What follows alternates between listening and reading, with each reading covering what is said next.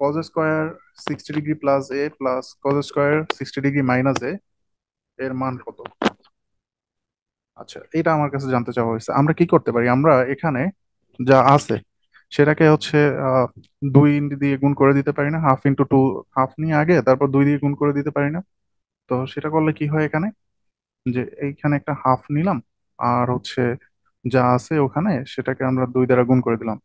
So এই এরকম ভাবে হাফ মাল্টিপ্লিকেশন 2, কি আছে ওখানে, cos square 60 degree plus A plus 2 cos square 60 degree minus A. So এটা কিন্তু আমরা লিখতে পারি।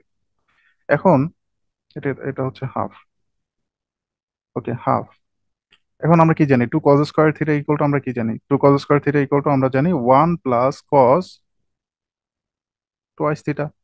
So 1 plus cos twice theta যদি আমি করতে চাই তাহলে এখানে হয় 120 ডিগ্রি প্লাস 2 এ।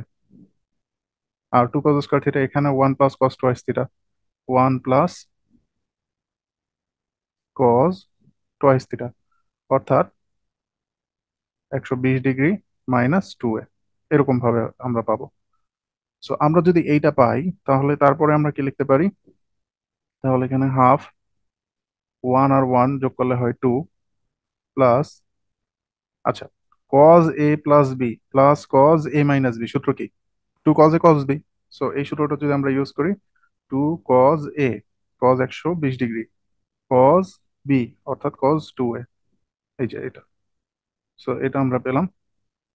এটা পাওয়ার পর এখানে এখানে আছে আমাদের, হাফটা গুণ করে দিই সবার সাথে, হাফটা গুণ করে দিলে হয় 1 প্লাস, হাফটা গুণ করে হাফ গুণ করে দিলে এক্ষেত্রে কত হবে, 1 হবে। আর কজ 120 ডিগ্রির মান আমরা কত জানি, কজ 120 ডিগ্রির মান হচ্ছে -হাফ। তো এখানে হবে -হাফ। আর কজ 2 এ যে আছে ওরকম ভাবে থাকলো।